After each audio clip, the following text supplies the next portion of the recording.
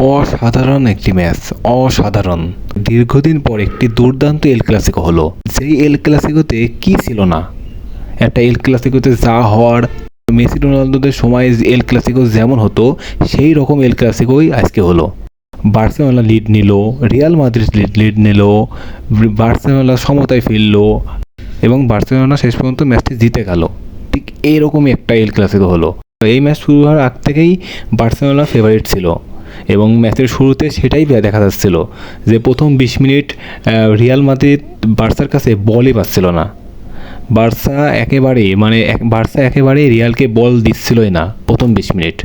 28 মিনিটের মাথায় পেদ্রির ডি বক্সের বাইরে থেকে একটি দুর্দান্ত শটে 1-0 এগিয়ে যায় বার্সেলোনা। এরপর থেকেই বার্সেলোনা একটু গাছাড়া ভাব নিয়ে খেলা শুরু করে।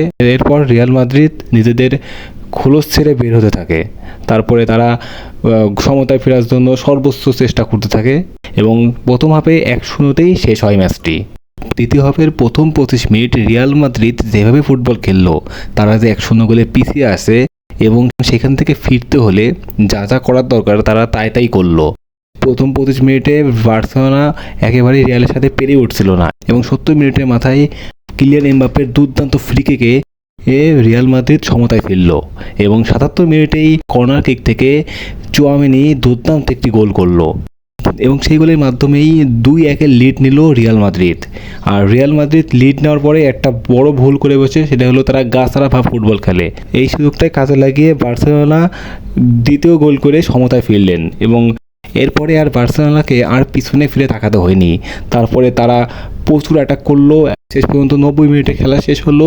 এরপরে যে এক্সট্রা টাইমে খেলা গড়ালো এবং এক্সট্রা টাইমে যে বার্সেলোনা গোল করার জন্য প্রবল ইচ্ছা ছিল, তারা গোল করার জন্য তারা প্রচুর অ্যাটাক করছিল, কিন্তু রিয়াল মাদ্রিদ অনেকটাই ডিফেন্সিভ মোড, মানে একটু ঠান্ডা মাথায় খেলছিল। তারা চাচ্ছিল যে ম্যাচটা যে কোনোভাবে ট্রাইব্রেকারে যাক, কারণ ট্রাইব্রেকারে গেলে রিয়াল মাদ্রিদ ফেভারিট। ট্রাইব্রেকারে সাধারণত রিয়াল মাদ্রিদ খুব একটা হারে না, সেই কারণে তারা ট্রাইব্রেকারে যাওয়ার সর্বোচ্চ চেষ্টা করছিল। কিন্তু 116 মিনিটে যা হলো, 116 মিনিটের মাথায় মদ্রিচ একটি পাস দিল।